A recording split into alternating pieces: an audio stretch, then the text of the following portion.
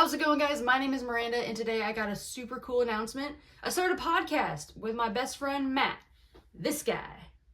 It'll be all about hobbies and things that we're kind of into, recently into. Topics range from board games to weightlifting to our travel experiences. There's a topic for everyone out there, and sometimes guests. Who knows? The first episode is actually after this video. You can listen to it here on YouTube.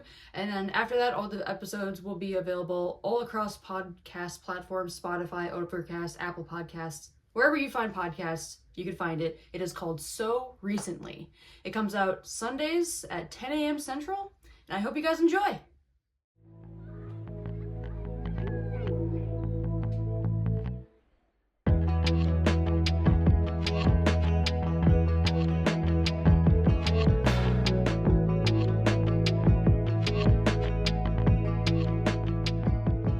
Hey, Miranda. Hey, Matt.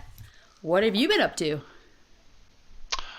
So recently, Miranda, I've been very into the hobby of board games. Oh. Which you are familiar with me talking about this a little bit. Very. So it's kind of a lie. It really isn't that recently. I've been into board games for a couple years now, but in the grand scheme of like what my hobbies are and what I've been into for a long time, board games are probably like the most recent thing that I've been very interested in or very into, I would say. I would say almost obsessed. Yeah, you could say that. That's pretty true. Like, I feel like I've been into video games and everything before, but not really board games until recently. And so, like, I think it's sort of fair that we talk about this in our podcast. No, I agree, especially since it is a really great hobby and a really popular one. I feel like it's very popular for people that suddenly want to play board games, which is great. But I have a few questions for you about your experience with board games. Okay, shoot. Yeah. Starting with what got you interested in board games, or better yet, what was the game that made you go, I like board games? Okay, so I kind of got into board games because of my friend Corey, who's also my colleague, Corey, and he is really into board games. So, like, in the friend group we have, I would say I am probably your board game guy or your board game friend who's very into board games. Yes. Corey is my board game friend. He's very, very into board games, and I definitely feel like I've caught up in interest to where he's at, but he's been into board games for a long time. And so after work a few times, we've done board game nights, and I've always enjoyed them. But about a year and a half ago, something really clicked, and I was like, wow, these are very fun, and I'm really enjoying every time I sit down and trying a new game. I think the board game that I really enjoyed was Quacks of Quedlinburg. Oh, yeah. I think that's the one that kind of clicked it over for me. It's either that or Clank, but somewhere between both of those board games, and I can explain those board games if you'd like, but somewhere in between like playing both of those board games or around that same time, I would say like I dove a lot deeper into just like casual interest to, I want to buy these board games, I want to buy more board games, I want to look into more board games that are available, and kind of fell down that rabbit hole. See, I think that's super interesting. And those are both games that I've played, right?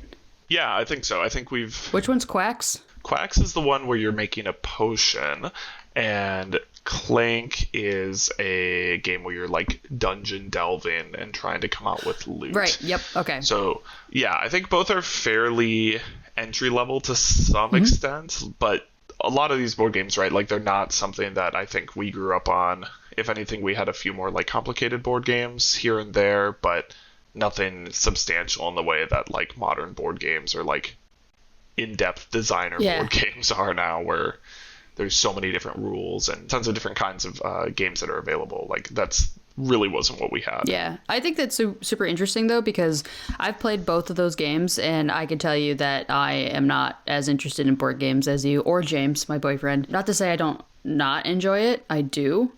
It's just one of those things where it's like, oh, okay, this is a fun game, and now I want to keep playing that game and get better at it, and like kind of master the game before I go forward. And I don't know if that's kind of like, in a way, a lot like how I play video games, where I will play the same video game over and over and over again until I'm like, well, I pretty much played that into the ground. Sure. Before I find the next thing that I'm like, ooh, yeah, this one.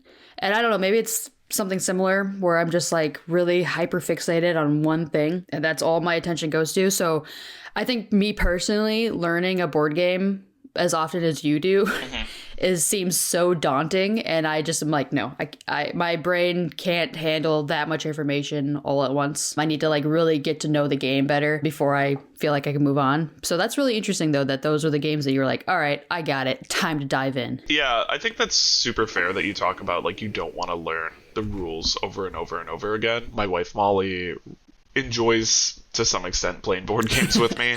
But I think the big issue she has is probably similar to yours, which is she doesn't want to pick up and play a new game every other week and really kind of wants to feel comfortable with the game she's playing and feel like, you know, kind of like when you played like Monopoly as a kid, like you know the rules to Monopoly, so you don't have to sit down and go, okay, like how do I do this again? What are the steps? What do I do on my turn? You just do the turn. Right. Whereas I feel like I really enjoy like the process of learning a board game and figuring out like what is the strategy, how does this game work, and like what are the mechanics of the game. And then as soon as I've like kind of understood that to some extent, it's like, okay, that's cool, I'll play this game again. But I'm also like, what is the next game, or what's something innovative or different about a different game that I can try out. Okay, so would you kind of say it's kind of like an addiction, or it's an addicting feeling of like being able to learn a new set of rules and strategy and being like, ooh, and like I'm assuming that some games tickle that more than others. Like, do you just really like the strategy part, or is it more of a, you know what, this is a fun party game, super chill? Like, for example, a few weeks ago at this point, I don't know, time is hard.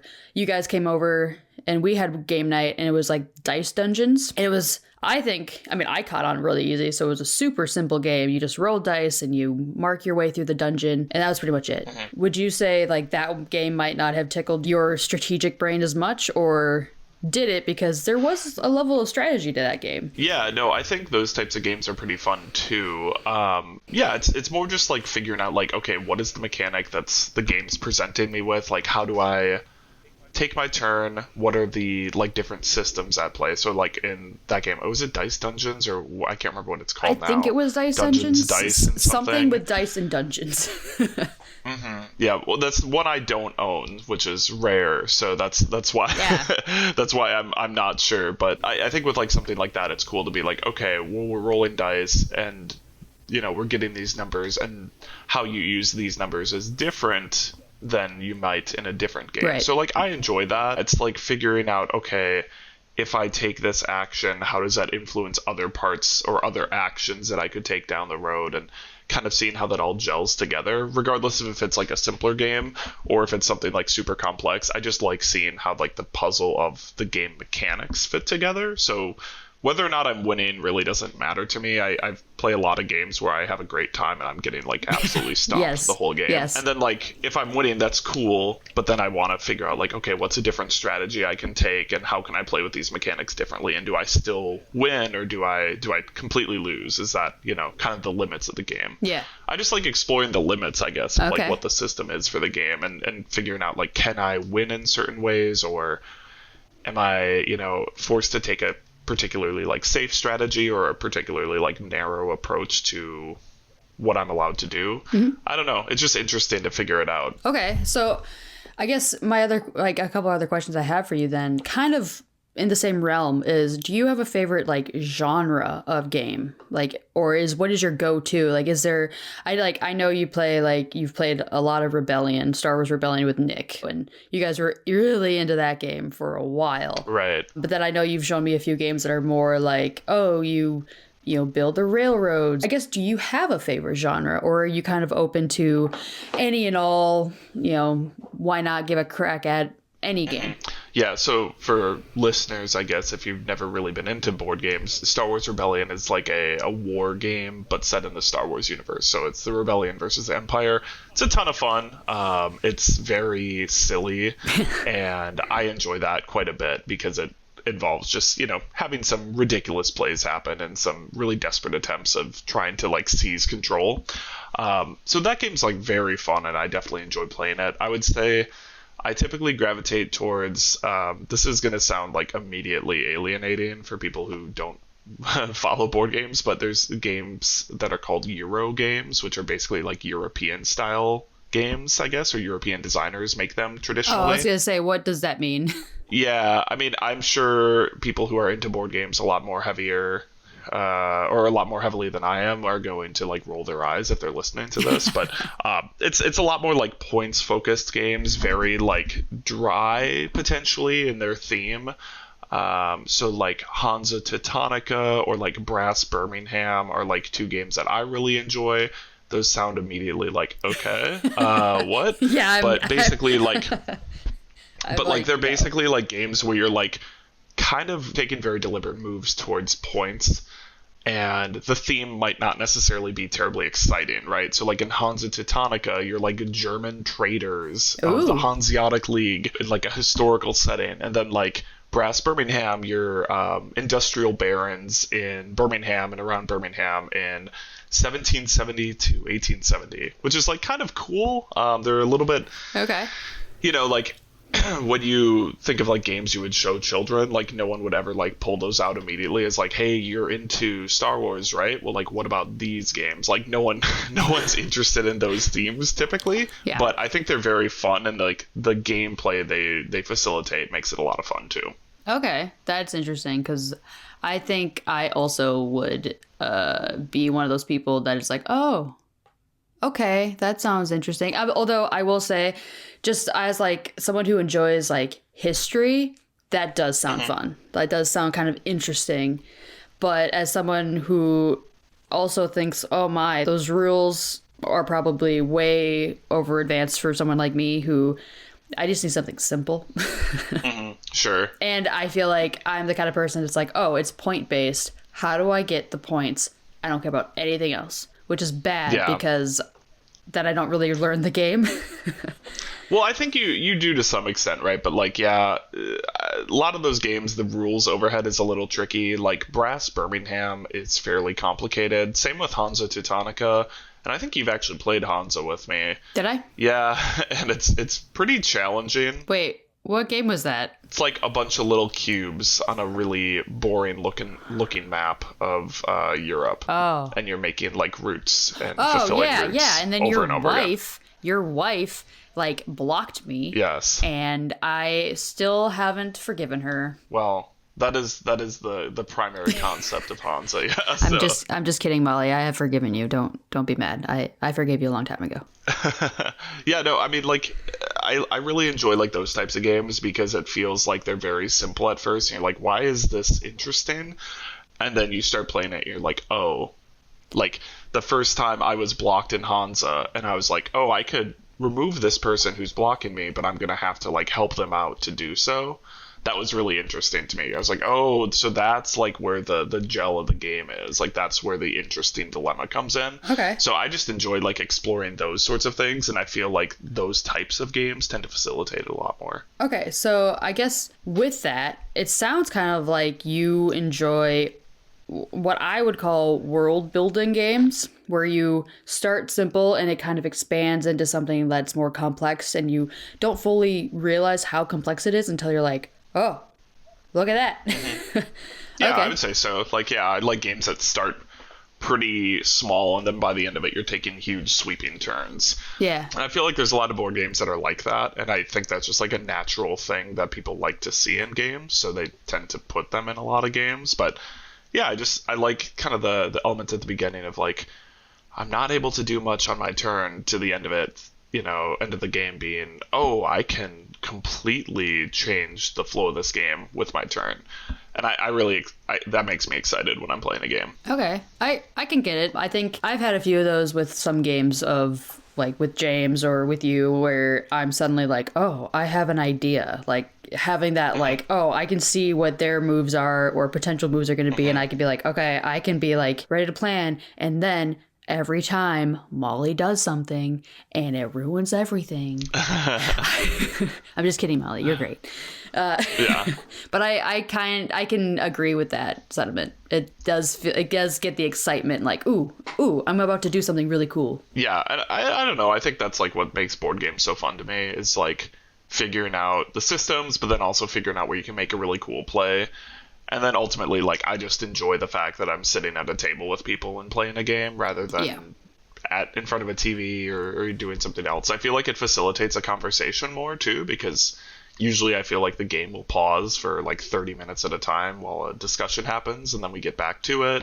And that's not with every group of people I play games with. That's not how it always goes. But I feel like that tends to happen more often than not, and it's just nice to all just be sitting and chatting with each other. Knowing you, that seems to me like the biggest draw to board games to you, because you are a very social person. So getting an excuse to have people at the same table playing a game, just having a couple drinks, just chit-chatting, playing a game, I honestly think that might be your biggest draw to games. Totally. Because there are like solo board games too, which we haven't talked about in this podcast. And you've definitely played them. I've dabbled in them, and I like them, but I would say I definitely would gravitate towards games that are a little bit more interactive to some level. Yes. That being said, I tend to stray a little bit away from party games, I guess, very, very casual board games. Yeah. Not that there's a problem with them or that I think they're not fun. I just really enjoy having a little bit more meat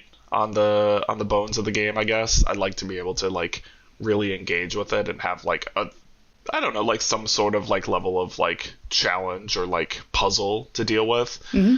So that's what I typically enjoy in them, for sure. Oh, that's fair. I think that's fair. So here's a question for you.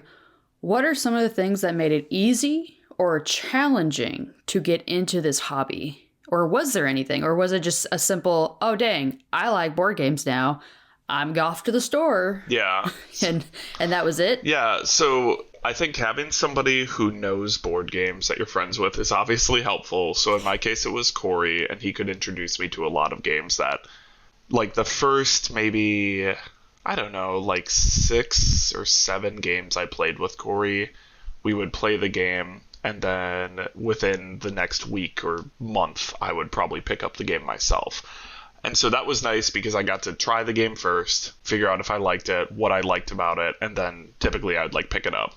Okay. And that kind of stopped happening at a certain point. There's a lot of games that he's showed me that I enjoy and would love to have a copy of. But at this point, I have enough games, so it's not necessarily something where every time I'm going to play a game, I want to pick it up. Even though I do, I just have to restrain myself. I was going to say, when you say, oh, I have enough, I don't know if you saw it, but I gave you a look. Yeah, I know. And I just picked up some more games recently. So, it's absolutely not something that I would say I hold true to always. But, I think it's nice to have somebody who can show you some games. Yeah. I also think it's nice to play some games that are very simple but revolve around a specific type of mechanic. There's different types of video games, right? And I think probably if anybody's listening to this, if they're into a type of game, they're probably more interested in video games and they're probably newer to board games. So video games, right? You have your first person shooters, you have your strategy games, you have your platforming games like Mario, you have an action adventure game. It's kind of the same thing with board games. The themes are always going to be a little bit different, but there's types of mechanics. So there could be deck building, there could be worker placement, there could be trick taking, which is a concept I still don't fully grasp in my head. Yeah. Even though it's a fairly common game type. So I would say trying a couple different types of mechanics and figuring out what you're into can kind of help make that process a little bit simpler. Okay. So, those are, I guess I'm kind of straying away from your question, but, those are some things that I would say make it a little bit easier, is, having some guidance and having some level of, determining what you enjoy about games and what you don't enjoy about games. Right. So you're saying that a big help would be to know somebody who is into the board games and can kind of guide you, because it is a vast world of potential games that you can get into. And if you're someone like me who isn't the best at strategy, maybe go towards something else, like a deck building game or something other than a very heavily strategic gameplay, or vice versa. Yeah, to some level, right? It's helpful to have at least a little bit of general zones of interest that you can identify what you're into. And potentially you might be into multiple of those, and then that doesn't help that much, but at least oh, I don't like this type of game, so I'm not going to buy this type of game, or I'm not going to want to play these types of games. That's helpful too. The really challenging part is there's so many different board games that it's kind of endless. it's really hard to just say like go to a board game store and pick out a game because there's so much depth in a lot of the games that you aren't familiar with, and you might just pick up a game and then realize you're hit with a rule book that's 30 pages, 40 pages long. Well, and like for instance, someone like me, I look at board games. I go to the board game shop with my boyfriend, and he will, he'll pull up a website with board game ratings or something, or he may have like an idea of what he's looking for. I go, it's kind of like books. I go solely on the art. The box has to grab my attention. That's the first step. And then I will kind of read the back, maybe look at it, see like a brief description of what the game is, be like, oh, that sounds interesting. Right. But it could, like you said, it could turn into like, oh, this is like a terrible game for me specifically, even though the art style and the concept seemed like something I would like. Yeah. So, yeah, I would agree. Do not just go to the board game store and be like, that one. Like, yeah, and I've made that mistake too. There's a game that I bought maybe about a year ago now, and I haven't even played it. And I'm like really upset with myself about it. what game? Mind Management. It's a very cool hidden person game, I guess. Oh. Basically, somebody is invisible and they're trying to avoid the other team. So it's like 1 versus 4 people. And like that's a really cool concept, but like I've realized it's really hard for me to organize that sort of a game night. And it's also something where I'm maybe really into the concept, but I'm not going to get people into it, or like Okay. I'm going to have to work harder to get people into it. So I think, yeah, it's helpful to like come in with some sort of guidelines of like maybe some entry level games to play, or maybe like, hey, I know the people I play games with or the people I hang out with won't want to do this sort of game, so I'm just not going to buy it. Right. Like I think that's some of the challenges determining that for your group. Or your friend group, I guess. Yeah, I guess that would be a challenge for people who want to get into board games is, you kind of have to know your friend group as well as yourself because, yeah, like you're going to be more interested in certain games than like me, or even Molly or, other friends. It's going to be like, Right. oh, okay, I like this game for me and maybe like, oh, this game is great for me and my friend Nick or me and, James, whoever. Totally. And then there's games where, I think everybody would love this game because it's, something simple enough that's easy to pick up right away, and we can have a good time playing it at like one night. Yeah, I think that's a little bit of the challenge, is like knowing what games are overlapping with other games, I guess. And I think another challenge is wanting to like grab a ton of games right away, but then, in like my case, I would love to play every single game, but board game nights are hard to organize to some level. Yeah. Especially if it's not just with like one other person or 2 other people who, if I'm hanging out with a couple friends, like if we're hanging out with you and James, it's a little bit easier to coordinate a 4-person board game than if it's me coordinating with my friends from work. Then I have to align, 3 other schedules and make sure it all works, and then figure out carpooling and figure out where we're going to meet. And so like that's kind of the challenge, I'd say, like beyond just the fact that figuring out what board games to play can be challenging. I think the fact that they're all in person, and there's virtual formats to play board games, but like I think at that point you're missing a little bit of the charm. So yeah, that's not the same. Yeah, so I think like that's where I would see like a challenge being, if you're getting into the hobby for the first time, is you have to kind of have some people that you're regularly hanging out with. Yeah, and know them and be able to be like, hey, come over this Wednesday, let's do it. The other thing I've heard that's a challenge, and it depends on like how into any hobby you get, I guess, at least in my case, what I've noticed and what I've heard people say about board games is like everybody will be less into the hobby than you are in your friend group. And so that's kind of like a challenge to some extent, because a board game does typically rely on you having other people to play it with. And so if you're the one who's having a really great time and you're exploring all these board games and you're thinking, wow, these are all so cool, but you can't ever play them because you don't have a group of people who wants to play them with you, every night or every time you hang out, you're bringing up a board game and they go, maybe not, like not tonight. Like that sucks. And so like that's not their fault. That's just, I think like a challenge with probably any hobby is if you get into the hobby, you need to find people who also are into the hobby, or at least will like humor you to some extent and participate, but also like not over engaging with the hobby to a point where people are annoyed with it. Which is like some level of a challenge, I think, just because like you're exploring like a fun new hobby and they're like, okay, well, I'm not that into this. So I think that's like challenging for every hobby you could ever get into, because like I can see, getting super, like me personally, I can see myself getting completely obsessed with a certain hobby and wanting to talk about it all the time to my friends, which just happens to be you mostly. Sure. And James. Yeah. So it's like, hey, whatever hobby I'm into, that's what I want to do, what I want to talk about. So I am also guilty of doing exactly what you just said, of you showing me a new game and me going, cool. Maybe later. Yeah, maybe next time. That's fine. Which I think I need to know I'm going into a game night. Yeah. Just so I'm prepared. Sure, totally. Like mentally, because otherwise I'm like, I'm ready to, go out and have a nice dinner, or I'm ready to go watch something or just chat or whatever it is we do. Mm-hmm. But it's kind of like an exam. I need to be like mentally prepared to learn and absorb a new set of rules. Yeah.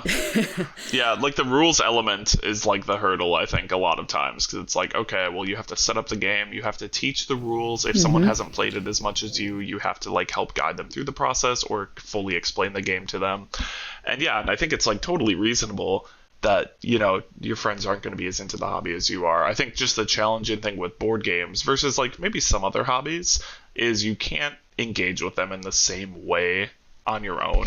Yeah. So you can go, like, say you got really into like mountain biking or rock climbing, like you can go do that on your own. Yep. And like you probably would have a better time if you had people to talk about it with, but you could still do it fairly actively. Board games, like you're purchasing something and then hoping that you'll find 3 people at least to play it with you, or at least, like one other person. Yeah. For like the one-on-one games or like 2-player games. And also not only find them, but find someone who kind of shares at least similar enthusiasm for the games, because it is probably very disheartening to play a game, but it's like, okay, I'm clearly the only one that's excited to be here, and everyone else is like, all right, yay, we're here. Yeah.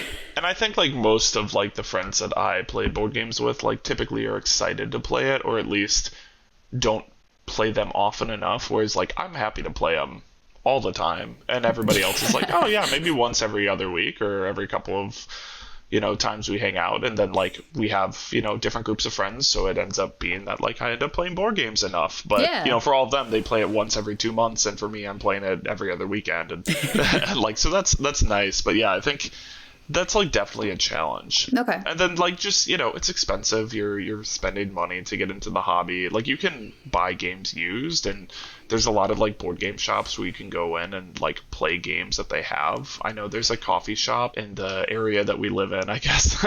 And so I know they also have board games that you can like go and rent. I actually think they lend them to you for free. You just buy a coffee or whatever, and like that's kind of fun. So I think there's still ways to explore the hobby for cheap, but like you're gonna spend money to some level, and that's like kind of the unfortunate thing, is you can't really just get into it for free unless you have friends who also are into it. Yeah, that's true. If I ever get really into it, I'll just be like, hey Matt, can I borrow this game? Yeah, totally. Or I'll just be like, hey Matt, do you want to play a game, because you have them all? Totally. Yeah, and like that's the thing too, is like once you're into the games, then it's you become the person who always has the games, and like that's Corey for me. So whenever I'm visiting my work and I'm up around him, like we play board games and it's a good time, but then like he kind of mentioned like he doesn't play with a ton of other people, so he ends up playing a lot more of the solo games, and I think like that's definitely a challenge that's kind of specific to the hobby. Okay. In some ways, like there's other hobbies that have that problem, but I definitely feel like that is a more unique challenge. Yeah, I would say that's definitely a board game hobby challenge. It's not necessarily free to get into, again, unless you know someone like I do. Right. I have a really creative question for you. Okay. Would you ever want to design your own game? Yeah, probably. Yeah. I think it would be a lot more of an undertaking than I would anticipate. Probably. But I think it would be really fun. There's a lot of games that like have really cool mechanics, and I think about like how those could be used in a different type of game. And like the one thing that's really nice with board games in particular versus say like video games, right? Like, because I'm into video games too. I could never design a video game on my own, but like there is a feasible reality where I design a board game because you know, you're printing cards, you're buying a board for your board game, right? Like, you're not necessarily running into the same design constraints that I would if I was like going to program my own game. No, yeah, that's kind of why I was wondering if you'd ever even considered it, because I know our friend Nick has. Yeah. In the past. There's a couple designs he has that I would like to iterate on, and he says he doesn't care. So I may like at some point just do it more as like a fun little challenge for myself if I could do it. But yeah. I don't know. It's hard. Like, the people who do it well do a really good job of taking, like, a really simple system and making it way more fun than it has any right to be. And I don't know if I could do that or not. I'm sure I could to some level, but, like, it would probably be a lot more work. And there's a lot of, like, games out there that are fairly by the numbers. There's a lot of them that, like, will use deck building or will use worker placement, and they're fairly straightforward and don't bring anything unique. Okay. And I think, like, that's the games I like, where it's like, hey, this is a simple system, but, like, this is why you're actually into it. And then it becomes kind of fun. Yeah. So we'll see if I could ever do that on my own. I mean, that would be cool. I would be so excited to play it, or you teach me. And then I'd be like, oh, my best friend made a game. He's so cool. Playtesting it would be hard, though, too. Because, like, that's where I would run into issues, is knowing where, like... Because you have to play it a lot. And so I imagine at a certain point, it's like... figuring out what's wrong with the game and like making sure you still enjoy the game would be challenging. But there's actually a lot of people who design board games around our community. Like, there's a lot of big board game publishers there are within the city, the metro area we live in. It's kind of wild. I didn't know that until like you got more into games and you were kind of sharing like, yeah, this people here did it, and I was like, what? Why? Yeah, that's awesome. And I assume we're allowed to say where we're at. Minnesota. Location. Minnesota, yeah, in the Twin Cities area. And there's a lot of board games designed in the Twin Cities area, weirdly enough. It is which is kind of cool. It's kind of cool to like stumble into the hobby and then it's like, oh, all the big designers live within an hour. It's like, that's kind of cool. It is really cool. I think maybe it's because in Minnesota, not this winter, but normally winters are super freaking cold, so everyone's inside playing games. That could be it, too. Like, I know there's obviously a lot of other designers, too, but it's, like, weird how many companies that I've just looked into that are like, oh, yeah, they're based in Minnesota. Oh, they're based in Minnesota. This game's from Minnesota. It's kind of cool. So, I don't know. It's fun. That's awesome.